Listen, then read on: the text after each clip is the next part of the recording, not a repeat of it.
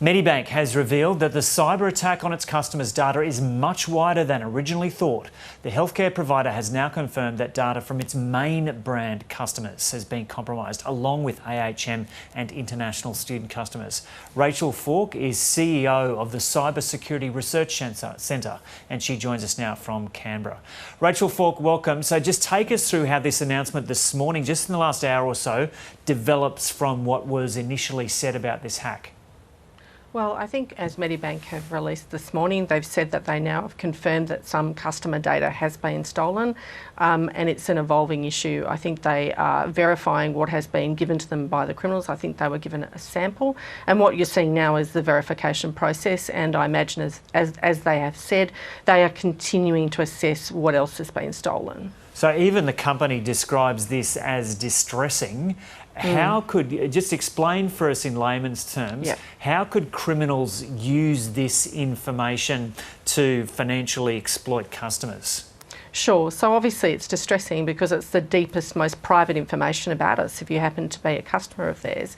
I think what they could do for prior and current Medibank customers is they could send emails purporting to be from Medibank seeking further password updates or asking for further information from them or credit card details. So in effect, like many other cyber incidents, victims can be re-victimised, and this is where it becomes difficult. They could less so much about using the data against them that they found, it's more about re-victimising and using them to exploit them for further financial gain often. But I guess that's easy enough to avoid if people are aware of it and just delete any emails that look dodgy. So you think that that's the main point of concern here, rather than the information being used to buy things on credit cards? Absolutely. Look, it could be if they've accessed also credit card details, it could be misuse of those, although I'm not sure whether Medibank have said whether they've been encrypted or what the details are around that.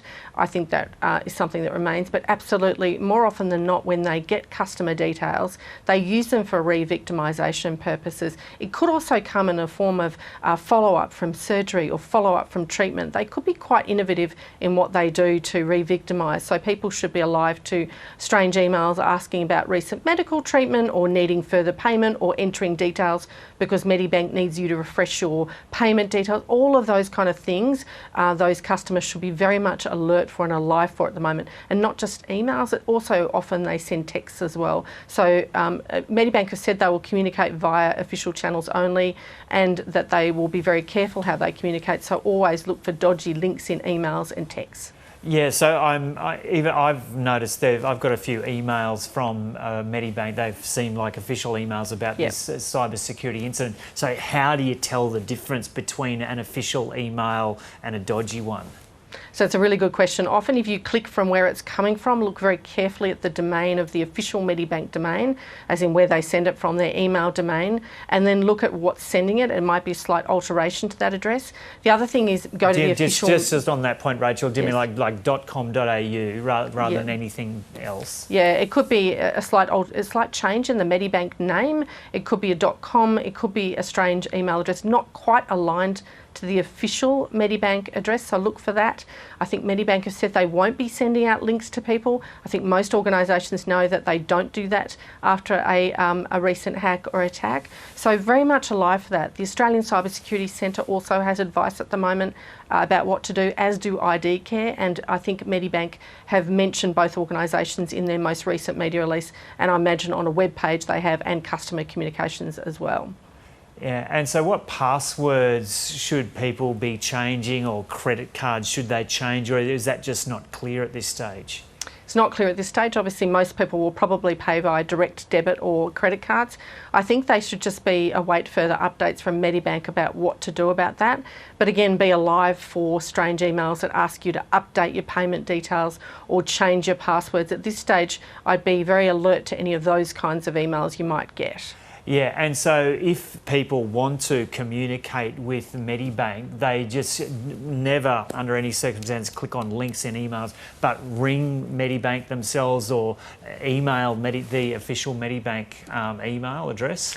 That's correct. Use official channels to access Medibank. I think they've got a 24-hour support line as well if you feel you need to contact them that way. But definitely go back into their official and check their official webpage to see how you can communicate with them effectively. But absolutely, at the moment, revictimisation for victims is often the first way that victims feel the impact of such a breach. This isn't a removed breach. All breaches tend to often re-victimise victims, and this is just another example of that, sadly. And what's known about how this hack happened? I know with the Optus hack, initially I think it was described as sophisticated, but then other people were saying it was very basic, and then there was a whole discussion about fines companies should face for not having proper systems in place. But what's known about how this particular hack happened? I don't think Medibank has said too much publicly about it. I think other media reports have noted potentially stolen credentials, so that means passwords that somebody's been able to hack or steal and then has been sold on the dark web. Still much media speculation out there at the moment. I think we need to await Medibank's sort of official explanation of that, and I know that there's also an ongoing AFP explanation. More often than not, it takes quite a while to work out exactly what's happened and exactly what's taken. So it can seem like it's moving in quick time, but these things do take a long time to work out. And what's going on at the moment? It feels like there's a bit of run of these happening. Look, no, it does feel a little bit like that. I can understand that, but really it's always been the persistent threats. These threats have always gone on. Unfortunately, these have been perhaps more high-profile companies, and also really sensitive information that's potentially been stolen.